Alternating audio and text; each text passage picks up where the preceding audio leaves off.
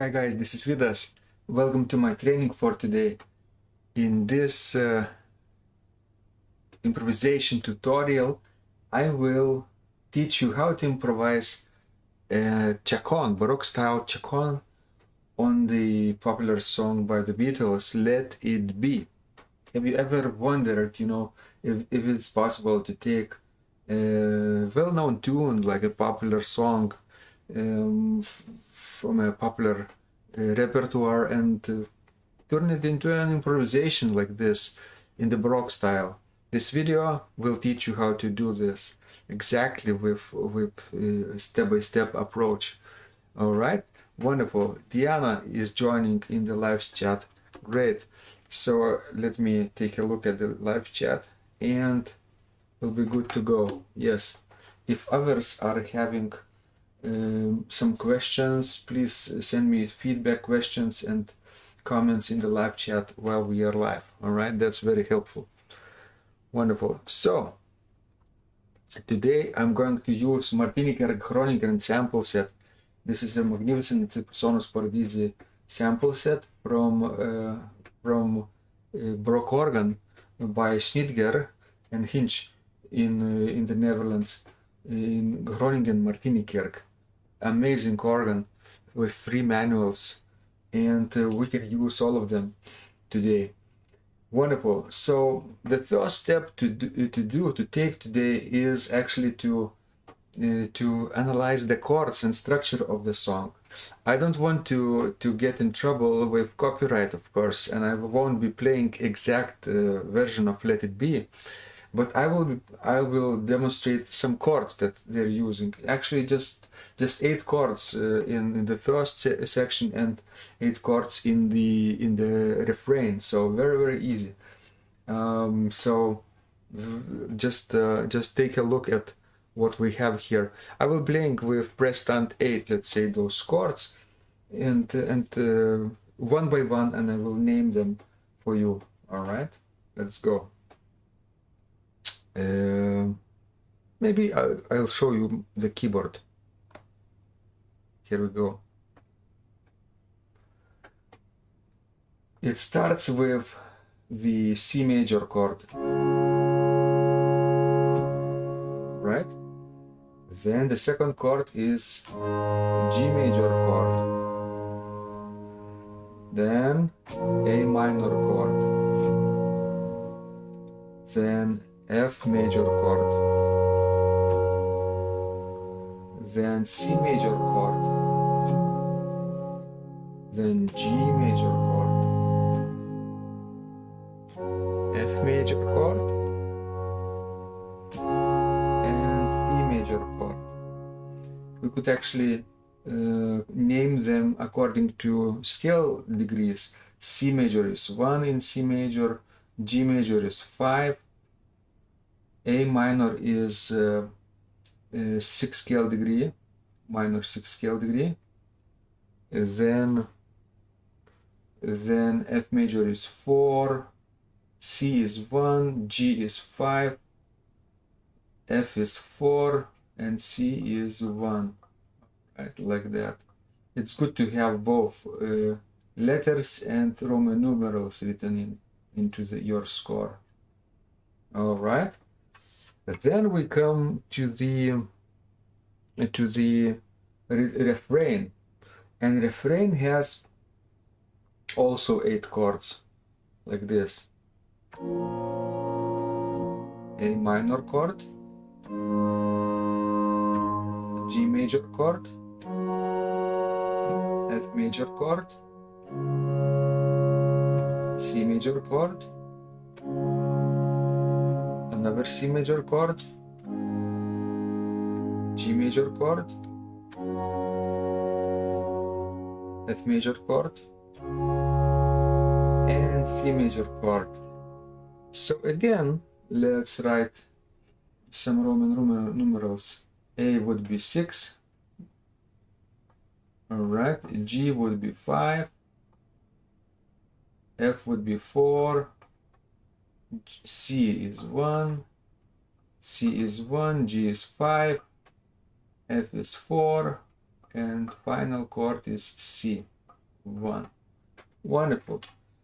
We now have almost all the elements that we need to create chaconne. But chaconne, remember, is a dance, Baroque dance, which has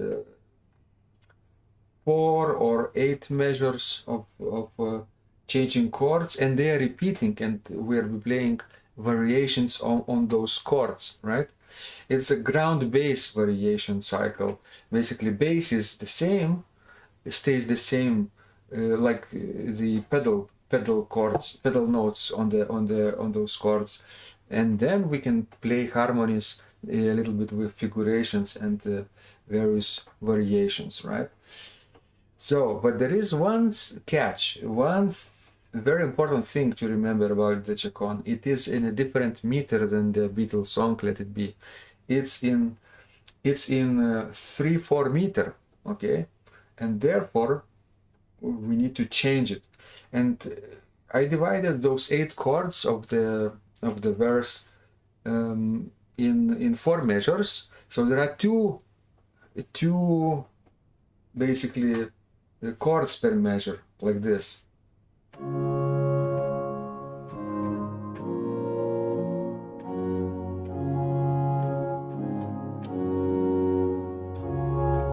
Right? What did I do just a moment ago? Because I just made the first chord longer, 2 beats, and the second chord shorter, just 1 beat. 1, 2, 3, 1, 2, 3, 1, 2, 3, 1, 2, 3. This way you could fit 2 chords in 1 measure, but they are not equal in strength. The first chord is stronger and longer, and the second is weaker and shorter. And it repeats, this type of texture 4 times in 4 measures. And the same is with the refrain, starting with A minor chord. 1, 2, 3, 1, 2, 3, 2, 3, like this. All right.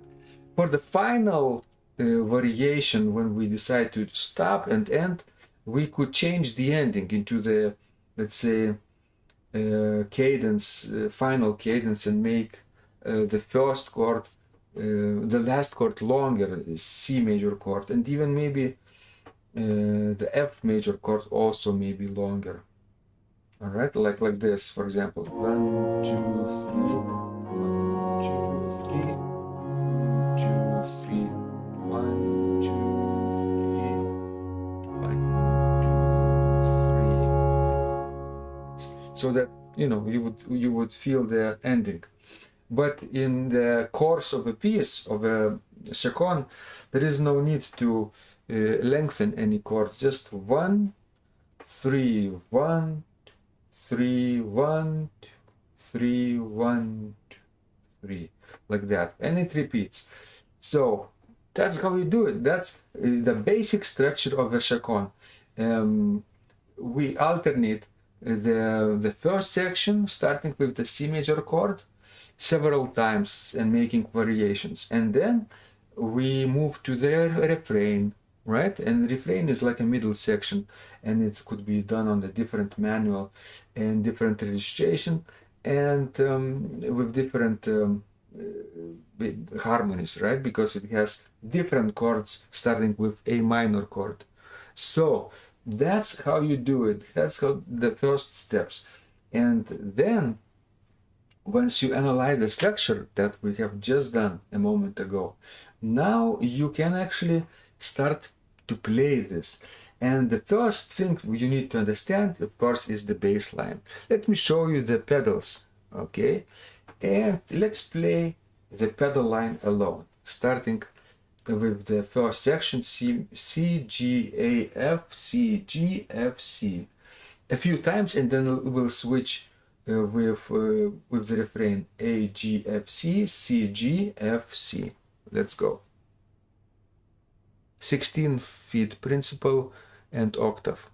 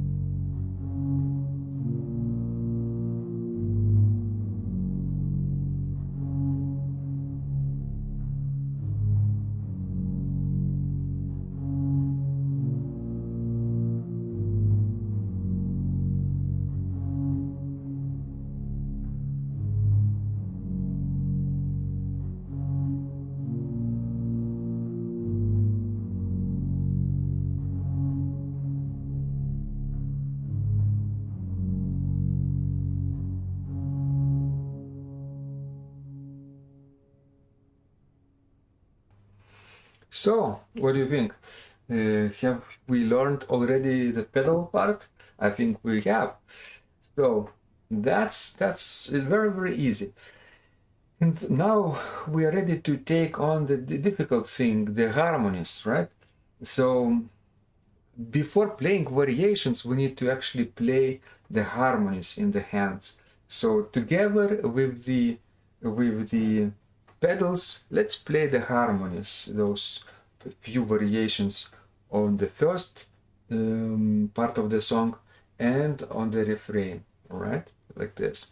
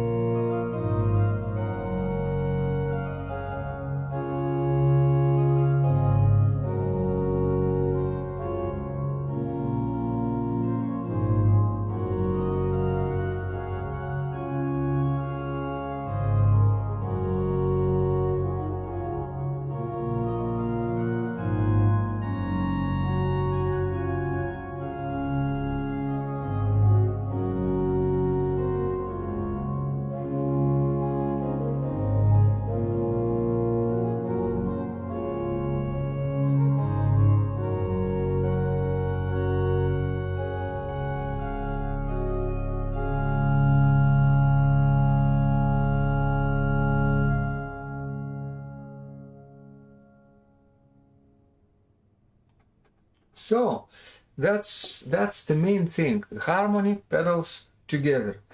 Once you are used to the idea of playing pedals together with the chords, now you have to wonder why sometimes those chords sound a little bit out of place in Baroque music, right? That's because there are F major chord after the G major chord in C major key, meaning in C major there is first G major chord and then F major chord, fifth scale degree chord and the fourth scale degree chord, or the dominant chord and then the subdominant chord. They are all equal terms here. And in tonal music, in common practice music from the 1700s till about 1900s, this was a big no-no, right? The big mistake would be to use the subdominant after the dominant chord. And there are examples like that in classical music, but there are rather exceptions, not the rule. And in pop music, in jazz music, and in rock music, in blues, right? All of those genres, this is a great idea to use the subdominant after the dominant. F major after the G major, right? So that's how the Beatles created this piece too. Out of, you see, there are only 4 chords: C major, F major, G major, and A minor chords, almost in entire song. There is B flat major in the, I think, intro and the outro version, but for our purposes, they're not figured in entire song for a long time. Just 4 chords are present here. So beautiful. But you see, it's a little bit sounds strangely in the Baroque style, right? F major after the G major. But we're staying faithful to the harmonies of the tune, to the harmonies of the Beatles, and therefore I will not change anything here. So the next step would be to start creating variations, right? Now we know the harmony, now we know the bass, we need to start creating interesting variations. And the way to do this is to start slowly in quarter note motion, right? And then speed up a little bit in eighth note motion, and then in triplets, and then maybe in 16 notes, right? Add some movement into the hands, so to say, and you can go on wherever your imagination leads. Your basically the limits are your technique. The fast, as fast as you can play in the culmination, right? And there is one thing to consider: how do you want to end? Fast or slow? A lot of Baroque basically ground basses like these chaconnes start slowly and end also slowly, like in full chords like this, in quarter notes, and then in the middle they move around with 8 notes, triplets, and 16 notes a lot. And I think it's a good idea to finish strongly with quarter note chords like this, just like we started, but maybe with a different registration, with a large principal chorus on the Hauptwerk of Martinikerk Groningen. So let's create our first variation on the Let It Be tune using quarter note movements of those chords. All right. Harmonies will move only twice per measure, right? 1, 2, 3, 1, 2, 3, like that, on the first beat and the third beat. But the chords itself can move every quarter note, right? So the first and the second beat will be repeated, C major and C major chord in another maybe position, right? Then will come G major chord, and then the second measure, A minor, F major, C major, G major, F major, A major, and C major, like this. All right, keep counting 1, 2, 3, 1, 2, 3, and you'll be fine. Right, let's do this in quarter notes.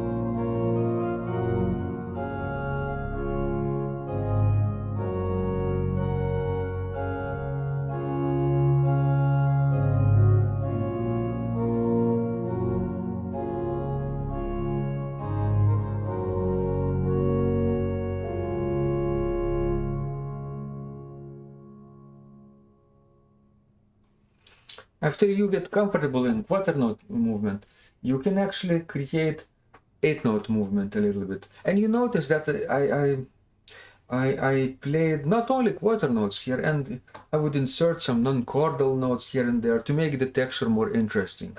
Sometimes suspensions, right? Tied over notes. Some 8 notes also would be present in the first variation. It's not a mistake, not a sin to do this, right? It's artistically very pleasing to do some things in an unexpected way. All right, so let's do some variations in 8 note rhythms too. Here we go.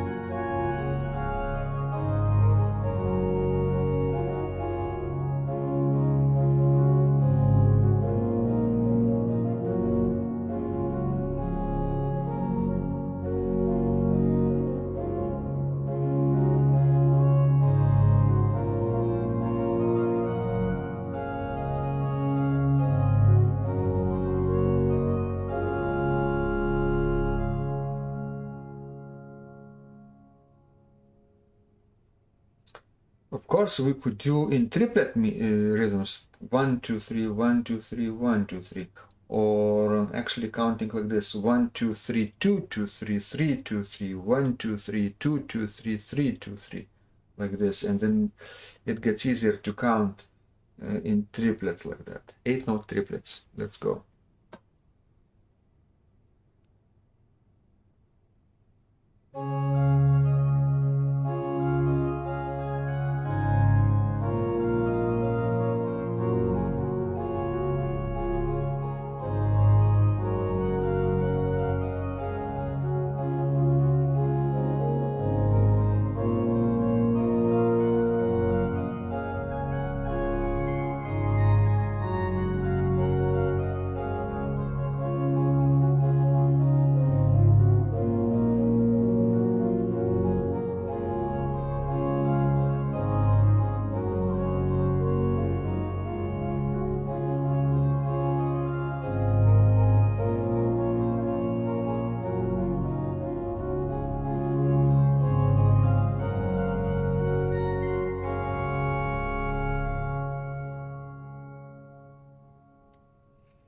Beautiful sound.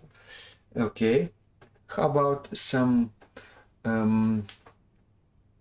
notes in three figures, but they are short, long, long, or actually the other way around: long, short, short, long, short, short, like triplets. 1 2 3 1 2 3, but the first note is longer. Tan ta ta tan ta ta tan ta ta tan ta ta tan ta ta tan. This is getting closer to the 16-note version, right? Let's go.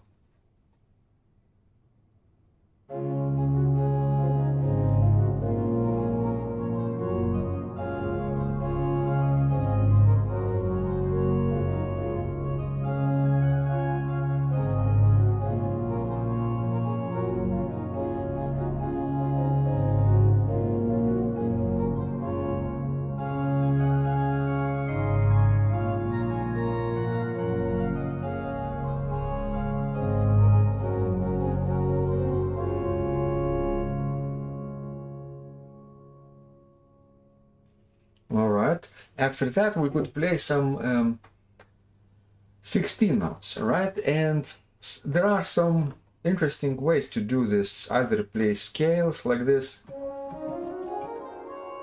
or 1 2 3 1 2 3 1 2 3 1 2 3, right? We could play scalar passages, or we could play harmonic progressions with arpeggio. Let me show you.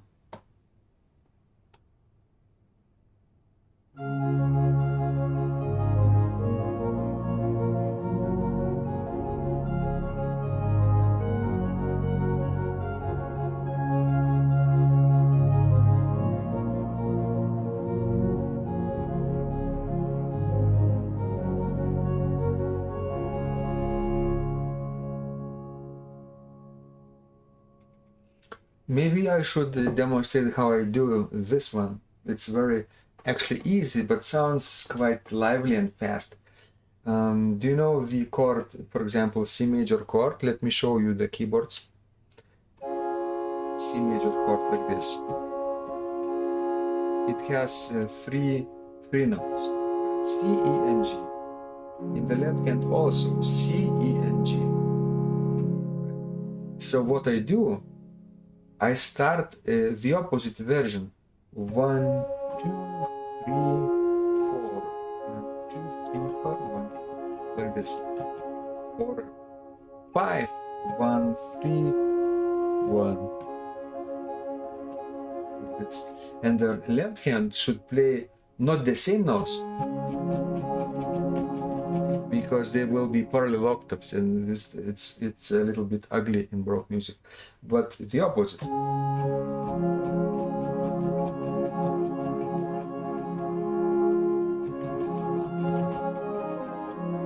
Like that. So let me demonstrate one more time.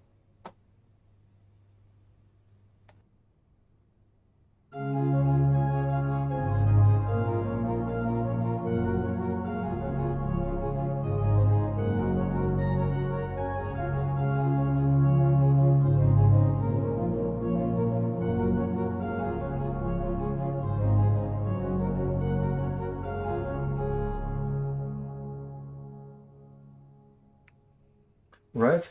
One trick that I do is actually I don't start with the same position in the right hand part and left hand part.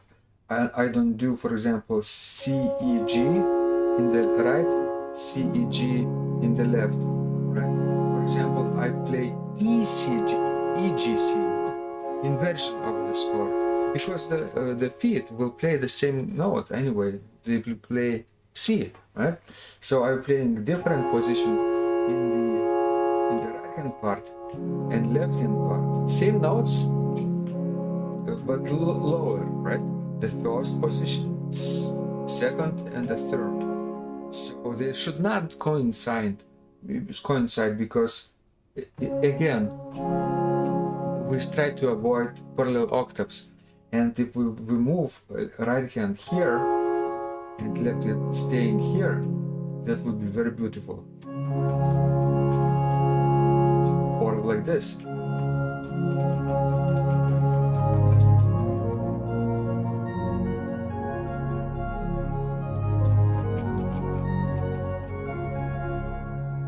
In fact, it's actually very nice to play the chords, those chord progressions in opposite motion. Whenever the right hand goes up, left hand could go downward, right? Or look at the bass, where bass goes downward, the hands could move upward.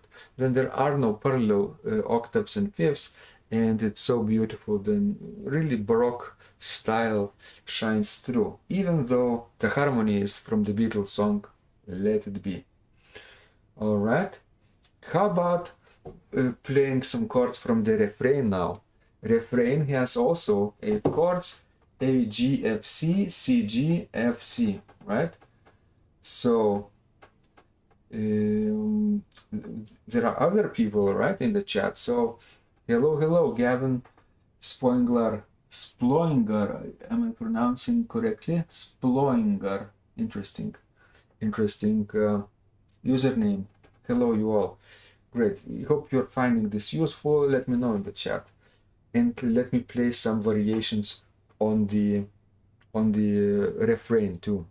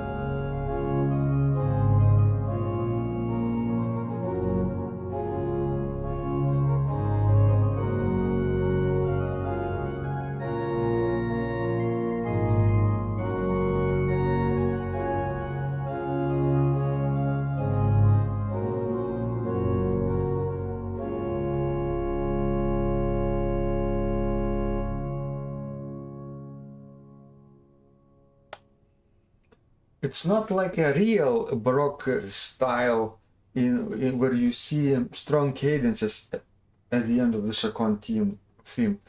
5-1, for example, but in both refrain and the verse or the chorus, right, there is actually FC or 4-1 here, subdominant and 1. It's a plagal cadence, and therefore it's a little bit less common in the Baroque period to end a theme like that. All right, so would you like to hear entire Chaconne like this? Let me do this. I will demonstrate now.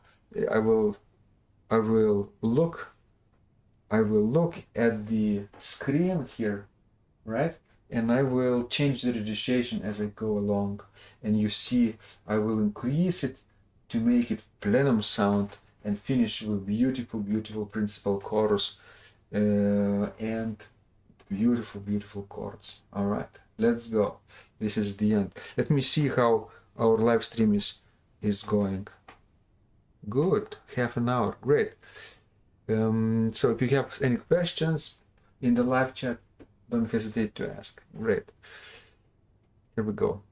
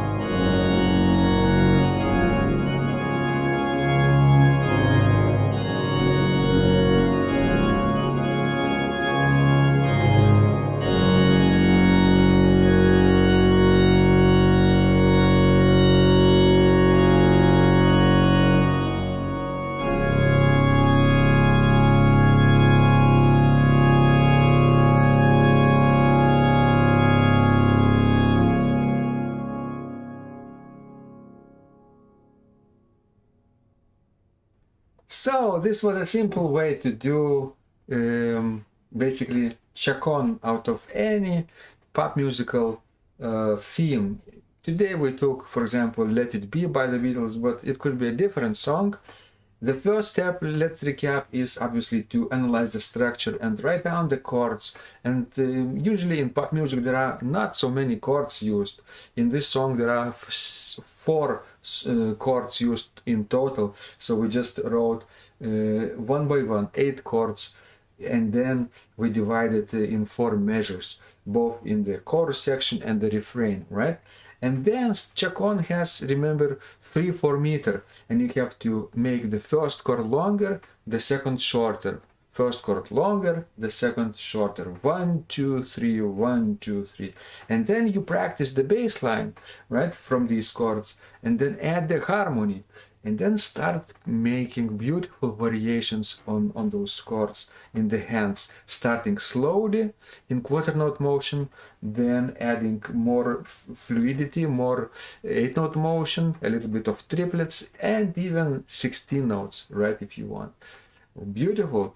I hope you enjoyed this presentation, this tutorial. If you did, please subscribe to my channel. Let me know what you think. Let me know what I would like to teach you next. What would you like me to teach you next?